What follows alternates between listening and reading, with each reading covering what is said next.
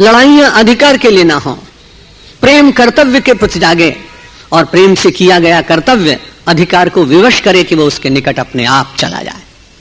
और इसलिए भगवान श्री राम का दर्शन करते उन्होंने कहा, त्यक्त्वा सुदुस्त्यज सुरेप्सित राज्य लक्ष्मी।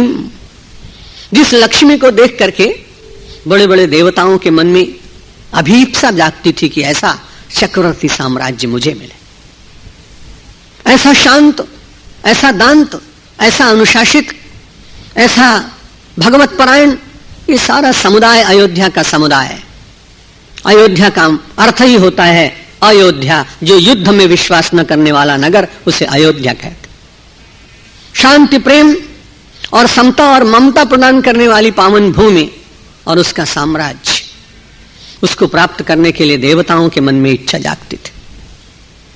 लेकिन महर्षि वेदव्यास भगवान श्री राम का स्मरण कर ध्यान करते हुए कहते, वारे महापुरुष, तुमको वंदना करने का मन होता है, क्यों? कि त्यक्त्वा, आपने छोड़ दिया। दो शब्द इसमें बड़े विचारणीय मुझे लगते हैं, अपना अपना चिंतन है। यदि उन्होंने त्यक्त्वा शब्द न कहा होता तो महापुरुष के चरण में प्रणाम होता ही नहीं। आप जिनको जिनको प्रणाम करते हैं उन्होंने कुछ त्याग किया है।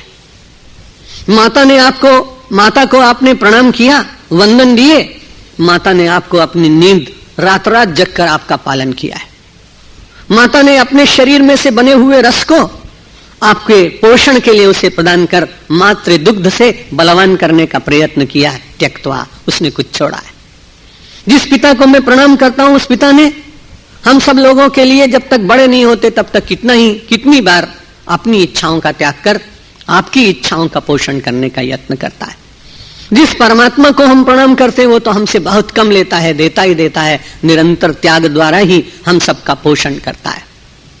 यहां महर्षि वेदव्यास ने भगवान श्री राम को भारतीय संस्कृति के मूल स्वरूप से स्मरण किया, क्योंकि हम सब लोग अमृत पुत्र हैं और अमृत की प्राप्ति कभी राग से नहीं होती, अमृत की प्राप्ति कभी भोग से नहीं होती, अमृत की प्राप्ति कभी वैषयिक पदार्थों में निरंतर रमायमान होने से व्यक्ति को नहीं मिलती। इसलिए भारतीय संस्कृति ने बहुत पहले क्या, त्यागात शांति अनंतरम।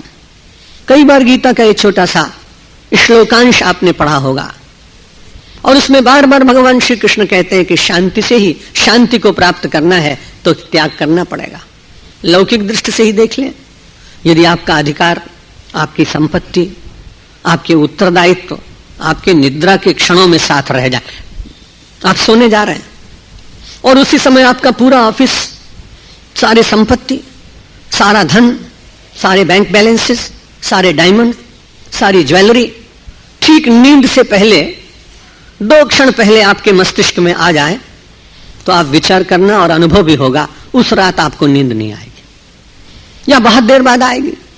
जब धीरे धीरे धीरे श्रम से श्लथ होते होते आंखें बंद होने लगी, निद्रा की गोद में आप जाने लगे, विचार कीजिए जब आप निद्रा में गए उससे पहले आपको वो सब कुछ त्यागना पड़ा जिसका स्मरण करके आप बोझिल हो रहे थे। जब तक आपने उसका त्याग नहीं किया तब तक निद्रा नहीं आई। निद्रा नहीं आई तो प्रातः काल उठकर आपको बड़ा बोझिल लगा, आपका तन, आपका मन, आपकी जीवन व्यवस्था और दिनचर्या पर त्याग न होने के कारण प्रभाव आपने 6 घंटे के बाद ही देखा।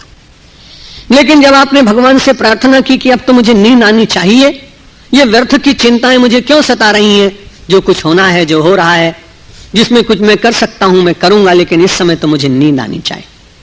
और जब आप उस सारे भौतिक चिंतन का परित्याग कर देते हैं तब लौकिक दृष्टि से आप देखें, आपको एक निद्रा का, प्रगाढ़ निद्रा का सुख मिलता है।